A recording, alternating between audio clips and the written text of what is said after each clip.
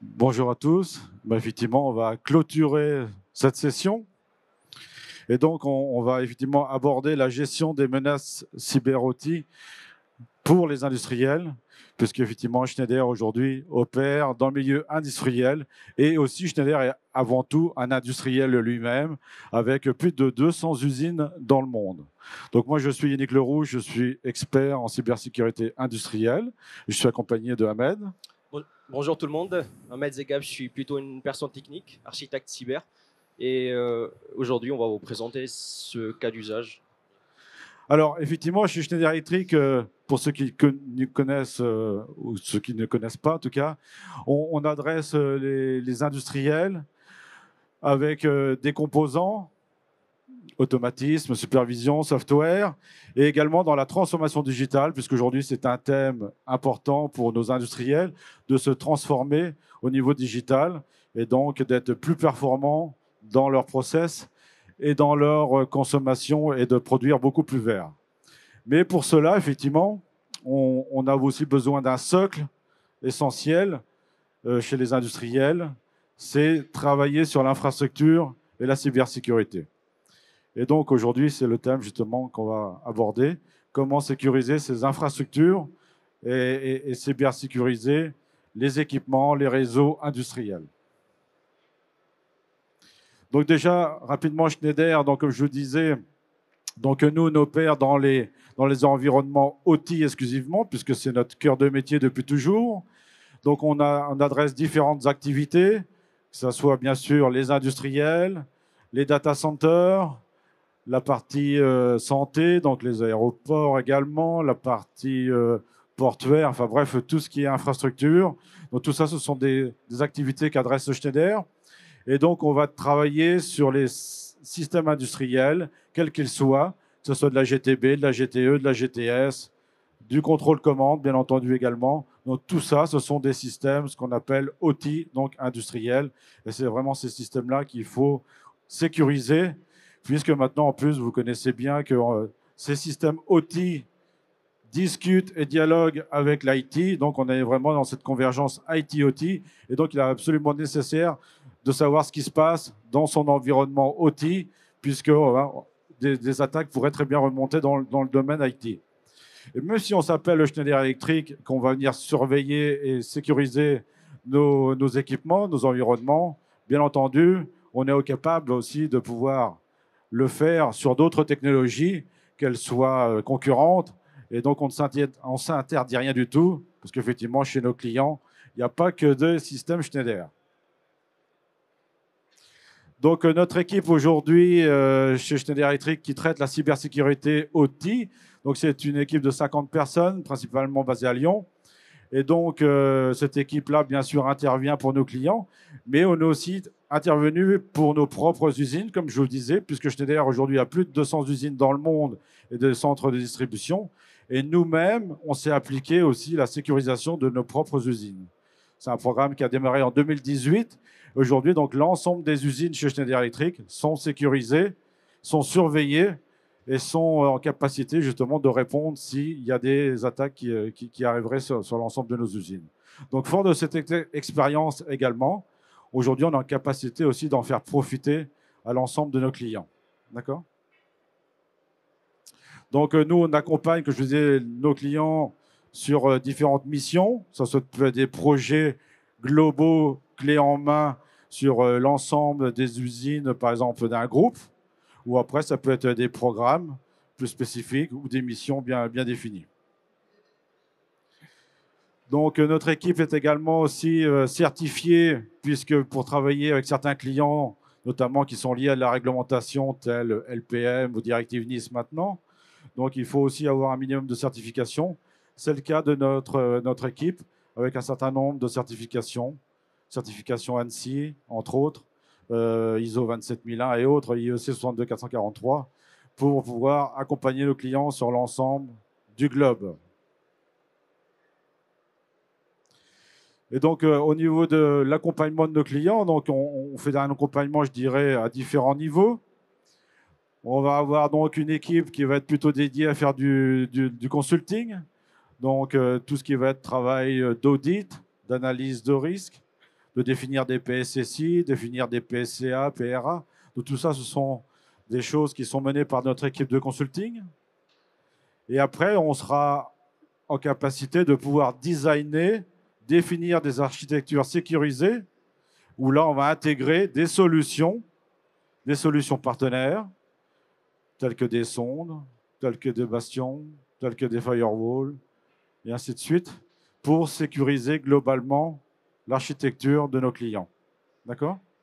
Une fois qu'on a donc déployé ces solutions-là, on sera en capacité après d'opérer, de gérer tous les événements qui vont remonter de toutes ces solutions pour remédier s'il y a une éventuelle attaque ou pour détecter de nouvelles menaces. Donc, ça, on y reviendra justement tout à l'heure. Et enfin, on sera aussi en capacité de pouvoir de faire du MCO, MRO sur l'ensemble des solutions qu'on a déployées, jusqu'à du maintien aussi au niveau de la compétence par des modules de formation. Donc voilà, je dirais un peu le panel que Schneider aujourd'hui est capable de proposer à l'ensemble de nos clients. Donc pour revenir maintenant sur le concret, je te laisse la main, Aman. Ouais. Donc, typiquement, dans un environnement industriel, on va avoir pas mal d'équipements connectés sur les lignes de production. Et on va intervenir sur les différents niveaux, donc sur la gestion des mises à jour, les protections, sur la protection antivirale, sur un périmètre d'accès de personnes externes, du tierce personne, partie visibilité et vulnérabilité. On va aussi mettre en place des services de restauration, de backup de ces équipements-là, que ce soit industriel ou même un peu plus haut, on va dire tout ce qui est IT pour l'OT, ou le niveau 3 sur le modèle Purdue. Et donc là, on va vous faire un focus spécifique sur la partie visibilité des systèmes industriels. Donc l'idée, c'est de déployer une sonde industrielle qui a pour objectif deux rôles. Le premier, c'est d'avoir une meilleure visibilité dans notre usine, de la production, savoir de quoi on parle, essayer de faire une cartographie, un inventaire des différents flux sur les différentes lignes, les différentes assets qui communiquent. Et comme ça, on a une meilleure vue. Donc ça, c'est la première étape d'un programme cyber. Savoir de quoi on parle, donc tout ce que j'ai marqué en termes de visibilité. Puis, dans un deuxième temps, on va avoir le deuxième rôle d'une sonde industrielle, c'est de détecter les comportements suspicieux, détecter les menaces, recenser les différentes vulnérabilités dans cet environnement-là. Une fois recensé, une fois alerté, donc il y a forcément un service qui doit venir derrière pour faire tout ce qui est cette phase de remédiation, de correction, de corrélation d'informations et de plan d'action pour éliminer des menaces. Concrètement, ça se présente comment? Ici, on a un schéma d'une usine type avec plusieurs lignes de production. On voit que dans chaque ligne, on a différents équipements, des PLC, des HMI, des senseurs, des serveurs, des machines. Ils sont séparés par des pare-feux logiques ou physiques, tout dépend de la configuration qu'on a dans l'usine. Et toute la partie IT ou Office qui est tout à gauche. Donc notre valeur, c'est de mettre en place une sonde qui va pouvoir détecter tout ça et puis alerter dans un premier temps ce que j'appelle le Cybersecurity Site Leader. Donc c'est un rôle. Aujourd'hui, cette fonction n'existe pas généralement dans la plupart des usines. C'est pas un poste en soi, c'est plutôt un rôle qui est endossé par un automaticien sur site ou un correspondant technique du site qui connaît bien son parc, qui connaît bien ses automates, ses ordres de fabrication, mais qui a juste un rôle en plus, une activité en plus qui est qu'on appelle le Cybersecurity Leader.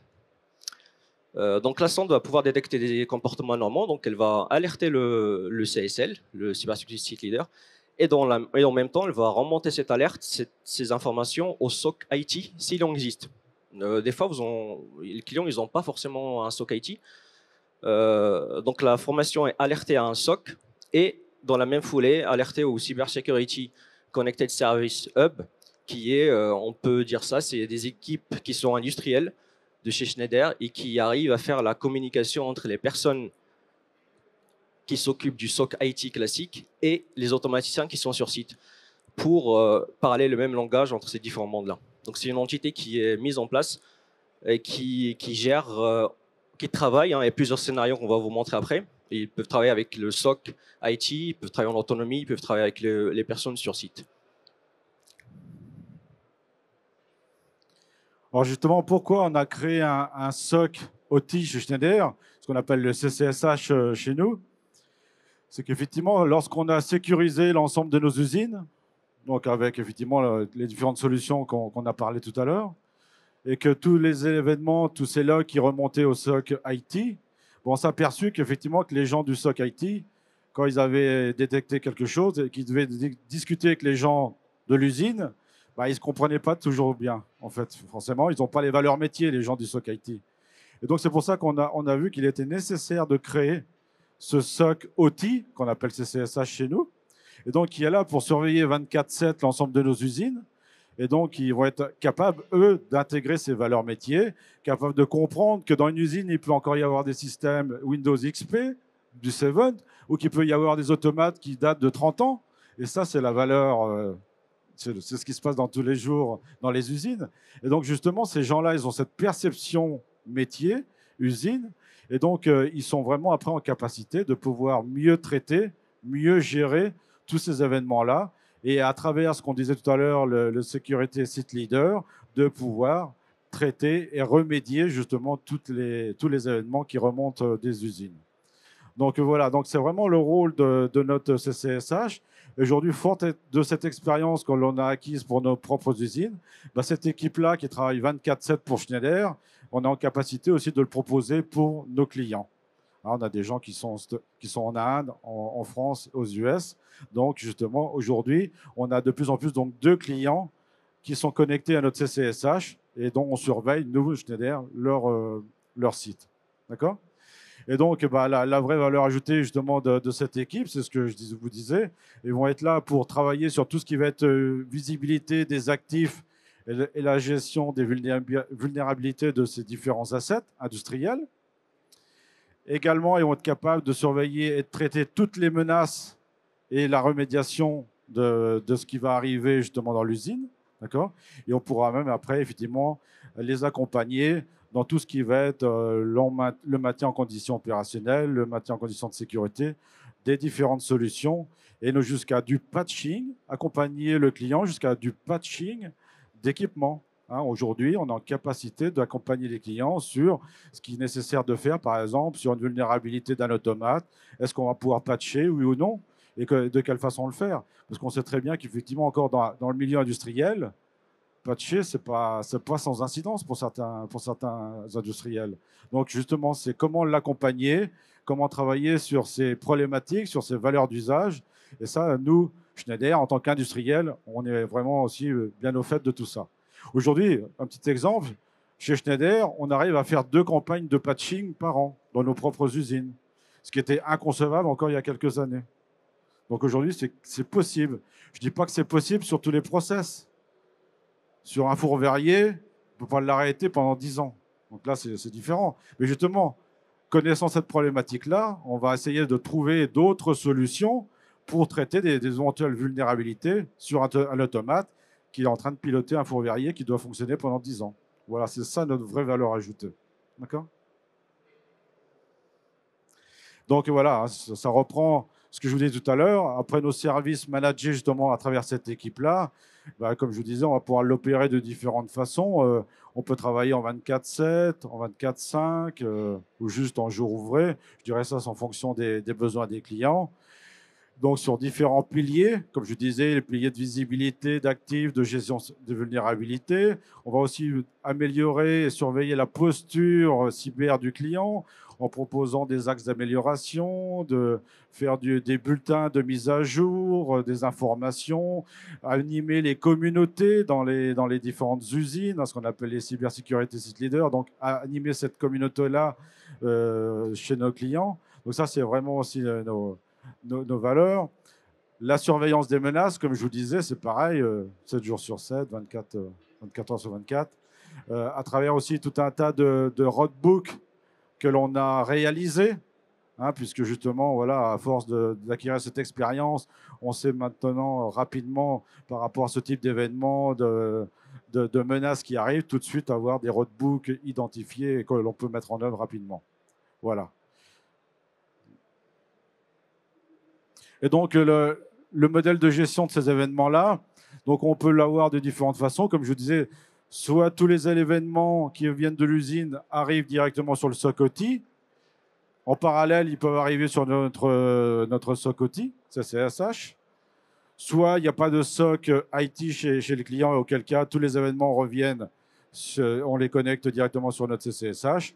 Et comme je vous disais, et après, nous, on fait le lien avec le Cybersecurity Site Leader, de manière à avoir les yeux et les mains, je dirais, sur le site, sur l'usine, pour pouvoir aller faire des vérifications, effectivement, peut-être même quelques modifications s'il y a besoin. D'accord ? Donc voilà le principe de notre équipe CCSH. Et donc là, on va vous présenter deux retours d'expérience, deux cas d'usage qui a été vu dans des usines. Hein. Donc, grâce à une sonde, on a reçu une alerte remontée au CSL, donc au Security Site Leader, et aussi au SOC. On a fait une analyse de PCAP de ces fichiers réseau, de ces flux réseau, de ces fichiers, de ces journaux de sécurité, une analyse d'un EDR pour faire la corrélation entre la sonde, ce qui se passe sur le réseau et sur les machines. On a vu effectivement qu'il y avait une trace de virus et que c'était un vrai risque pour le coup. C'est une vraie alerte sur l'environnement industriel. Donc on a pris la main à distance via des bastions, entre autres, et mettre en place une action, une action sur cet équipement-là. On a bloqué le port, on a trouvé qu'il y avait bien une preuve de malware, on a bloqué le port, et puis on a formaté le PC et on l'a remis en mode usine. Voilà, on a réinséré une nouvelle image. Donc ça, j'ai envie de dire que c'est un fonctionnement normal d'un SOC ou d'une remédiation soit une alerte, hein, c'est du classique. Ça arrive sur l'IT, ça peut arriver aussi sur l'OT, ça arrive partout, on va dire, c'est rien de surprenant. Le deuxième cas d'usage, c'est la même chose en fait. On a vu une alerte, on analyse la même chose, on prend la main sur la machine, on fait une analyse des flux, une analyse de l'EDR. On a vu que en fait, l'équipement, il n'arrête pas de faire du ping, du scan sur tout le réseau industriel. Et en fait, on a vu que c'était plutôt une macro qui est posée sur un PC Indus et qui fait du ping de temps en temps quand il y a une fonction qui s'active. Et donc, ça commence à arroser un peu tous les sous-réseaux industriels pour voir un peu ce qui se passe. Et forcément, ça, c'est vu comme une alerte par une sonde. Mais grâce au CSH, on a vu, en fait, non, c'est un faux positif. C'est plutôt un fonctionnement normal. L'application qui est plutôt formatée, développée comme ça. Et donc l'action c'était de whitelister en fait, de dire que non c'était un faux positif et d'acquitter l'alerte de telle façon que l'alerte ne remonte pas tout le temps chez tous les dashboards des alertes.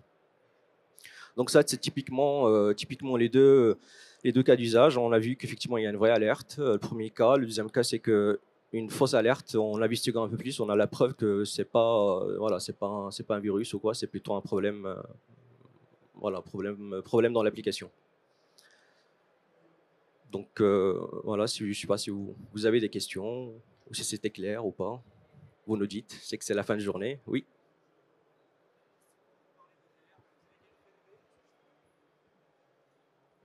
Dans l'exemple, vous parlez de EDR. Donc, Bertrand Ferréol, je suis Total Energy.